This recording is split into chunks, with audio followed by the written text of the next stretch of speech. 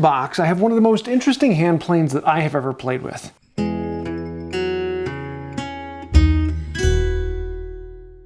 Welcome to the VP60.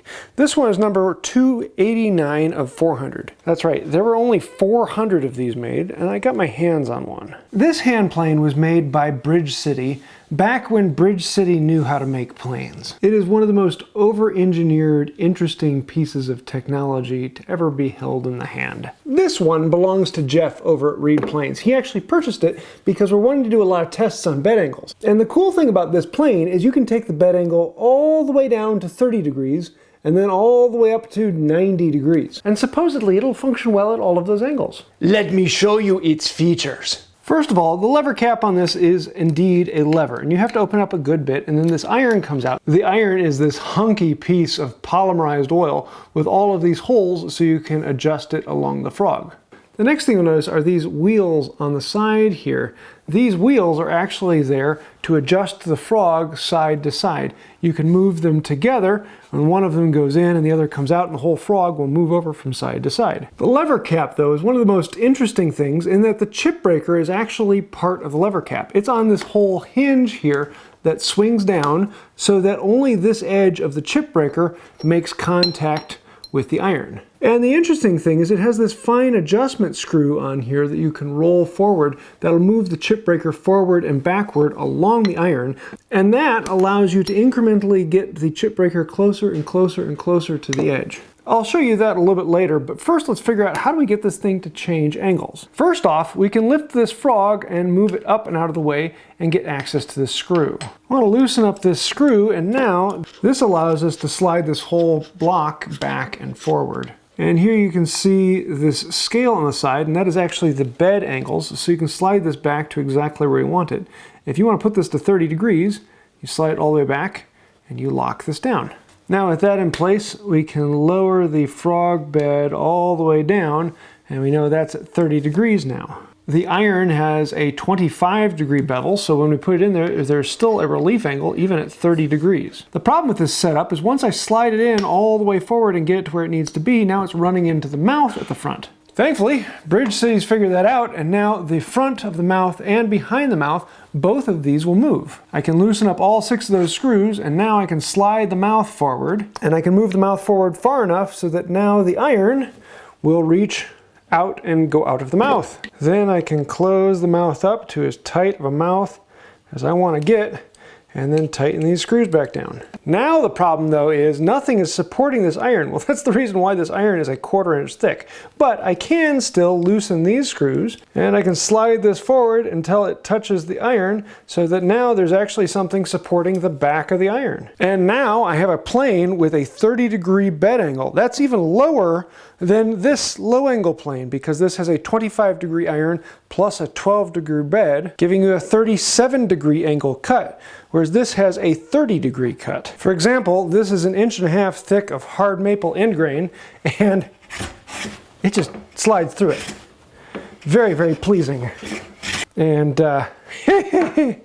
those are happy end grain shavings. But oh no, that maple is very, very curly. How do I plane the surface? And that's where this beast can help you out, because not only can you close up the mouth, but then you can also raise up the cutting angle, and then you can move the chip breaker forward. So to raise it up, let's get the lever cap out of the way, remove the iron, lift up the frog, and then we can move this frog. Let's go forward to 60 degrees. Then we can loosen up the sole screws, slide in the iron. I'm going to tighten up the lever cap just a little bit. Then we can slide the mouth closed, and on this one we want a really nice tight little mouth there. Lock the sole back down in place. And then the last trick up its sleeve is we can micro adjust the chip breaker and get it really, really close to the edge, and then lock it down. Let's see what this does. It's taken a few passes because this had a good bit of tear out on it.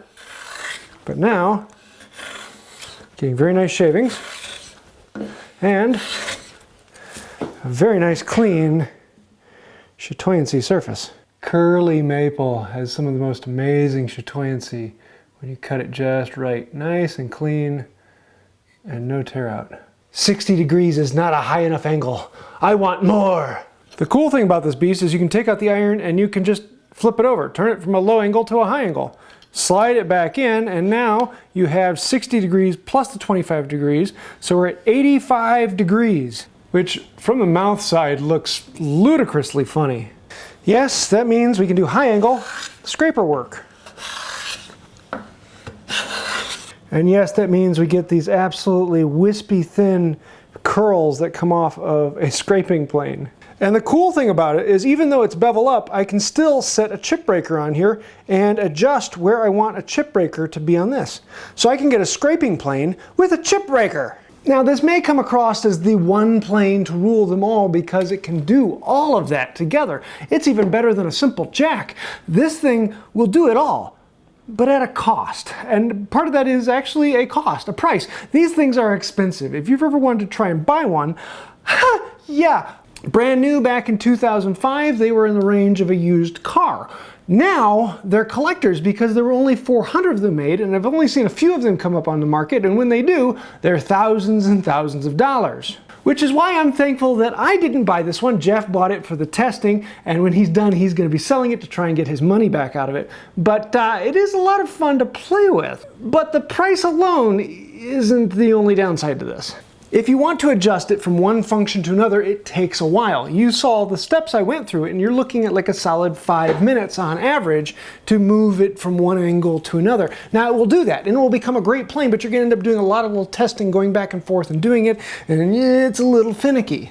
This thing has at least 75 pieces in it. Yeah, I tried counting them, and it's just, there's a lot of little things in this that can go wrong. Lots of things you have to set, and lots of things that if you over tighten them, you strip them out, and you have to be very, very careful with it. When we were first playing with this, we had a lot of problem with the depth adjuster. See how there's two little holes there? Those are where you can put in a little bit of oil, because in those holes down at the bottom, there are 1/16 inch ball bearings, and those are held in place by set screws that come in from the side.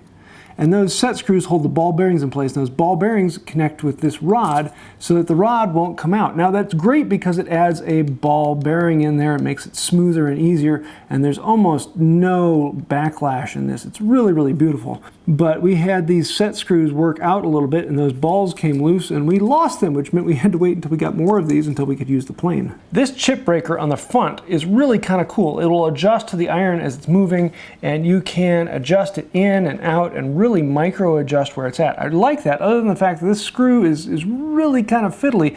Once it's in place, this is hard to get at and adjust and move this around. It does work, it's just you're going to have to do a little bit of work to actually get this to function the way you want it to. This whole lever cap on a hinge idea is phenomenal, works really well. It's a bit finicky, and just it takes some work to get exactly where you want it. Having to loosen all of these bed screws every time you need to adjust them is a serious amount of pain. Now it's great that they're held in place and it keeps the whole sole perfectly flat all the way across. Really does a good job of that. But just lining up every one of them and loosening them and setting them and loosening them and setting them, it's a lot of extra work.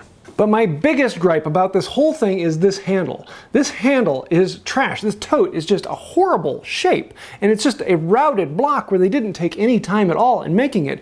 It's this piece that kind of looks more artistic than functional. The horn here doesn't swoop up enough. The bulge comes out and hits you at a weird place. It is an incredibly uncomfortable handle. You can see the difference between the traditional Stanley and this one, and the Stanley is comfortable. It fits your hand. The swell is in the right place.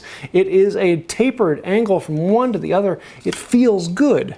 This feels like the pushing rod sticking out of a bobsled. It's not something I want to be holding on to all day. It's just a handle that comes out that you happen to be holding, rather than something your hand can interface with and feel good about. Now, all that being said, this is a seriously cool plane, and if I had the money, I would have purchased this in an instant rather than giving it to Jeff, because there aren't that many of these that come up that often, and there are kind of fun. But I don't have the money, and it's probably a good thing because I really don't need this. It's not a great user. There are millions of Stanleys and Dunlops and Faithfuls that were made decades ago that just need a little restoration, that make phenomenal users. If I had to grab one of these, and even if this was already perfectly set up to do the job exactly the way I want it to, I would grab this one instead, because this is more comfortable. This is set up to do what I want it to do and just feels good. This, it's what Bridge City does well. It's over-engineered, it really works, but fiddly. Now, one of the things that this plane is phenomenal at is testing. I want to test different bed angles, different chip breaker movements, different mouth openings, and I can test all of that on this with infinite micro adjusting and really dial it into all of those individual settings. So that's the reason that Jeff purchased this, is we get to actually do a lot of testing with it. And I'm really looking forward to putting this thing through its paces, and we've got a whole rig set up for it, and there's some really fascinating things coming out probably later on in this upcoming year. But as a user, not so much. As a test rig, oh yeah, this thing's cool. So there you have it, the Bridge City VP60. A really cool plane with a lot of gizmosity and 75 pieces. Yeah, it's kind of interesting. I'd love to hear your thoughts, ideas, questions, snide remarks, things that I should test on it. Please let me know. Put those in the comments down below, and thank you. It helps out the channel. I'm going to say this really fast because you've heard it before. Thank you, Patreon, all that stuff, you know, down there. I think that'll do it for now. And until next time, have a wonderful day. The VP60, it slices, it dices, it makes julienne fries. Oh, if I put a toothing plane in here, I could probably make French fries with it. The VP60, does that stand for Vice President? Well, I mean, it can live in your cabinet.